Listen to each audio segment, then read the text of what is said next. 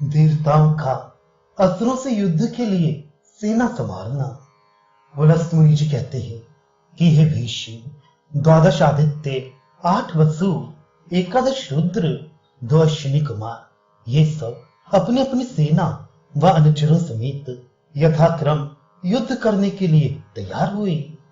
सब देवताओं के अग्रगामी सहस्त्र नेत्र वाले लोकपाल इंद्र सबसे ऐरावत प्रथम वाहन पर आरूढ़ हुए। जो रथरूप वाहन सब सामग्री से युक्त, सब सुंदर बाहर से युक्त, सुंदर मनोहर चक्रों से शोभित व स्वर्ण के छत्र से भूषित था। वह जिसके पीछे पीछे सहस्त्र देवताओं, गंधर्वों, यक्षों के समूह चले थे। वह दीप्तिमान स्वर्ग निवासी महर्षि लोग जिसके पीछे पीछे चले थे। वह रथ वज्र के विस्फारण से उत्पन्न बिजली व इंद्रायुध से युक्त व मेघगणों से युक्त था। मानो कामचारी पर्वतों से युक्त दिखाई देता था, जिस पर चढ़कर भगवान इंद्र सदा सब जगत में फिरते रहते हैं। उस रथ के आगे प्रथम कामधेनु व ब्राह्मण लोग मंगल के अर्थ चले। जब देवताओं की तुरहियां व नगारे संग्राम के लिए जाते हुए इंद्रादिकों के आगे बजे, तो फिर सैकड़ों अप्सराएं आगे आगे नाचती हुई चली। तब अति प्रकाशित पताका से वह ऐरावत से युक्त रथ पर आरूढ़ होके सूर्य के समान शोभित हुए। वह रथ सहस्त्रों अश्वों से युक्त पवन के वेग से चला। इंद्र का रथ मातली नाम सारथी से युक्त कैसे शोभित हुआ, जैसे कि संपूर्ण सुमेरु पर्वत सूर्य के तेज से आच्छादित होने से शोभित होता है। वह यमराज दंड धारण किए हुए व काल दंड, मुदगर आदि धारण किए दैत्यों को भय दिखाते हुए देवताओं की सेना में खड़े हुए। वह 4 सागरों से युक्त पवन व नागों से युक्त शंख व बड़ी मुक्ताओं का अंगर दक्षिण हाथ में बांधे जलमय शरीर धारण किए, कालपाश हाथ में लिए, चंद्रमा के किरणों के समान अश्वों से युक्त वह पवन प्रेरित जलाकार सहस्त्रों लीला करते हुए श्वेत वस्त्र धारण किए, मूंगा जटित बहुटा पहने, श्याम मणि के समान चमकते हुए शरीर को धारण किए, फेन रूप हार गले में लगाए, उत्तम पाश धारण किए हुए वर देवताओं की सेना के मध्य में आ खड़े हुए। वह युद्ध मुहूर्त को देखते हुए अपने किनारों को भिन्न किए हुए समुद्र के समान वह अपनी सब सेना से युक्त और गुहकों के गढ़ों से भी युक्त वह शंख नाम तथा पद्म नाम निधियों से युक्त निधियों के स्वामी राजराज श्रीमान कुबेर जी गदा हाथ में लिए विमान पर चढ़कर युद्ध करने वाले पुष्पक पर चढ़े दिखाई दिए। वह राजराज नरवाहन प्रधान देव सेना के समीप आकर अत्यंत शोभित हुए, क्योंकि निधियों के अधिपति तो यही ठहरे। फिर इनके समान अन्य किसी की शोभा कैसे होती। सेना के पूर्व पक्ष पर तो इंद्र जी स्थित हुए, वह यमराज जी दक्षिण पक्ष पर, वरुण पश्चिम और वह कुबेर जी उत्तर। और इस प्रकार 4 लोकपाल महाबली चारों ओर को मुख किए देव सेना की सब अपनी अपनी दिशा में रक्षा करते हुए स्थित हुए।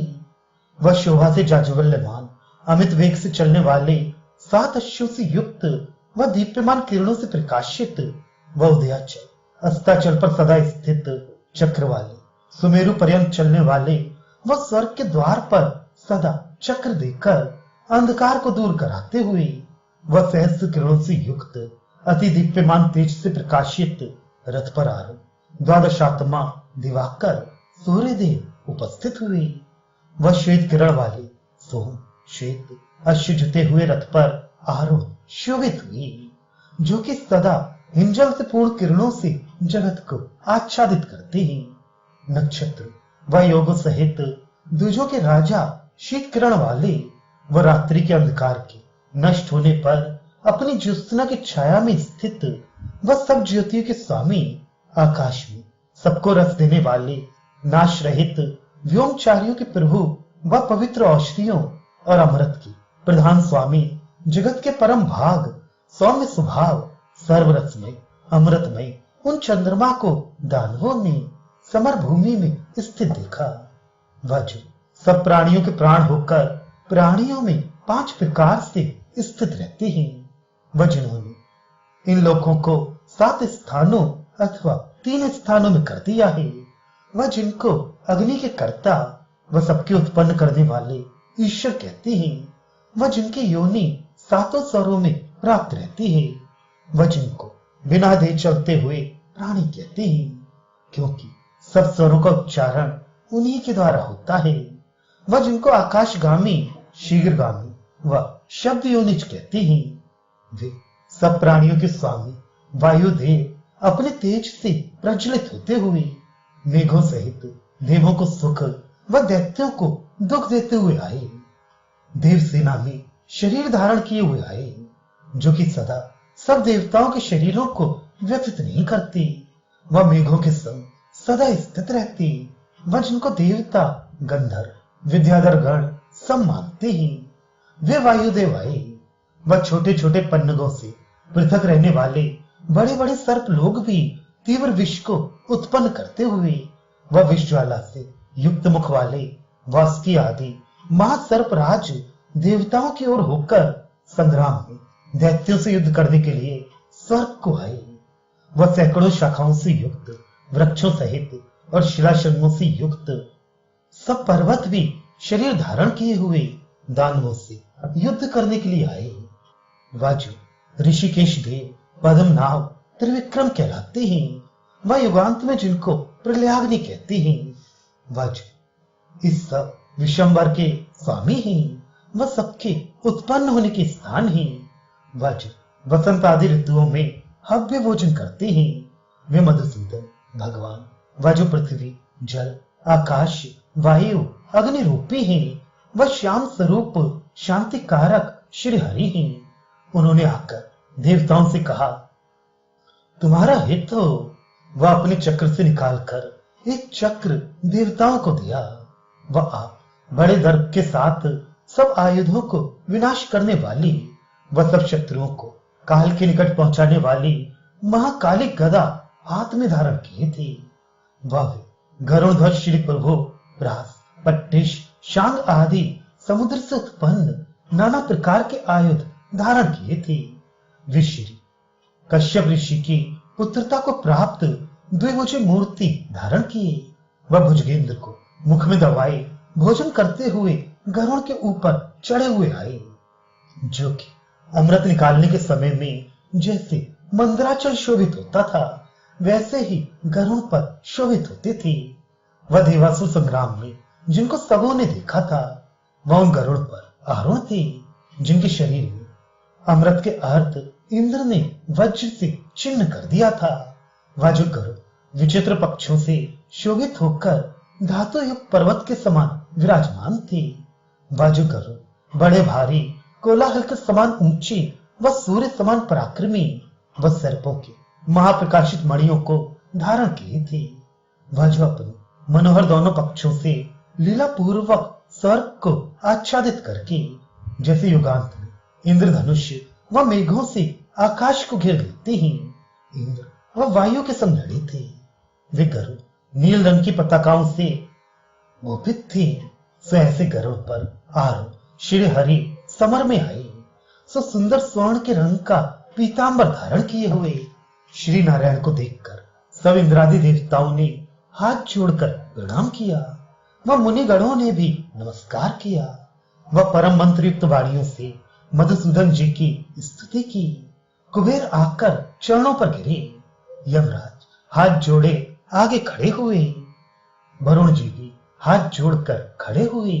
वह देवराज भी बड़ी नम्रता से उपस्थित हुए। इन सबों से युक्त वह पवन से बधा हुआ शब्द, जिसमें वे देव सेना शोभित हुई, जिस सेना में कुबेर आदि जुटे हुए थे, वह यमराज आगे चलते थे। वरुण जिसे चलने के लिए प्रेरित करते थे, वह जो देवराज से विराजित होती थी, वह जिसका शब्द पर्वतों में आबद्ध था, वह जो प्रज्वलित अग्नि के समान प्रकाशित होती थी, वह जो जीतने वाले, सहने वाले व प्रकाशित होने वाले श्री विष्णु भगवान के तेज से घिरी हुई थी। ऐसी बलवती देवताओं की सेना युद्ध करने के लिए उपस्थित हुई। तब बृहस्पति जी ने कहा, हे इंद्र, तुम्हारे लिए स्वस्थ हो व दैत्यों के लिए स्वस्थ हो। यह वाक्य शुक्राचार्य ने कहा। इसके पीछे उन दोनों सेनाओं से महाघोर गाढ़ा युद्ध होने लगा। वे देवता दैत्य परस्पर एक दूसरे को जीतने की इच्छा कर रहे थे। दानव देवताओं के साथ तरह तरह के छोटे करते हुए भिड़े, मानो पर्वत पर्वतों से लड़ रहे हैं। वह युद्ध दोनों ओर के वीरों की शीघ्रता से अत्यंत शोभित हुआ। धर्म से युक्त व शूरता वीर्य से भी युक्त समर होने लगा। तब अति वेग से चलने वाले घोड़ों से व हाथी वालों के प्रेरित हाथियों से व खड्ग लिए हुए आकाश को छलते हुए पैदलों से युक्त व चलाए हुए मूसलों से, वीरों के ऊपर गिरते हुए बाणों से व धनुषों को फैलाकर टंकार करने से व बड़े दारों वीरों के पतित होने से व देवताओं व दानवों का युद्ध प्रलय काल के संवर्तक नाम अग्नि के समान जगत को त्रास पहुंचाने वाला हुआ। अपने हाथों से छोड़े हुए परिघों, मुदगरों व पर्वतों से समर में दानवों ने देवताओं को मारा। व जीत होने पर प्रकाशित मुख वाले बलि दानवों से मारे हुए विषर्ण मुख देवगण समर में बड़े दुख को प्राप्त हुए। वह दैत्यों के अस्त्र शूलों से मथित पर्घों से भिन्न मस्तक छाती विदीर्ण हुए। देव बहुत रुधिर अपने अंगों से बहाने लगे। वह देवगण शरजालों से ऐसे विच्छेद कर दिए गए कि धीरे धीरे सब यत्नों से रहित हो गए। वह ऐसी दानवी माया में बैठे कि कर चरण आदि अंगों को न चला सके। देवताओं की सेना अस्त्रों से ऐसी मारी गई कि मानो मृतक के समान दिखाई देने लगी। वह देवताओं के सब आयुधों को दैत्यों ने यत्न रहित कर दिया। तब सहस्त्र नेत्र वाले इंद्र ने दैत्यों की सेना में प्रवेश करके वज्र से दैत्यों के धनुषों से छूटे हुए बाण समूहों को काट डाला। वह सब मुख्य मुख्य दैत्यों को प्रथम विच्छेद करके सब दानव सेना को ध्वस्त करके तामस अस्त्र समूहों से इंद्र ने सब अंधकार कर दिया। यहां तक कि इंद्र के घोर तेज से ऐसे युक्त हुए कि दैत्यों के वाहन आदि दिखाई न देने लगे कि कहां हैं। वह इतने में देवगण माया के पाशों से छूट गए। वह यत्न करके उन्होंने दैत्य समूहों के अंधकार भूत शिरों को काट कर गिरा दिया। इसलिए अब ध्वस्त होकर मूर्छित व अंधकार युक्त पवन के लगने से दीप्त रहित होकर पक्ष कटे हुए पर्वतों के समान सब दानवगण गिर पड़े। वह सब दैत्य लोग एक में मिलकर अंधकार में स्थित महाअंधकार रूप हो गए।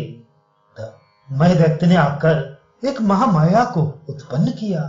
उसने इंद्र की हुई अंधकार रूपणी माया को भस्म कर दिया, क्योंकि माया युगों के अंत में सबको प्रकाशित कराती है।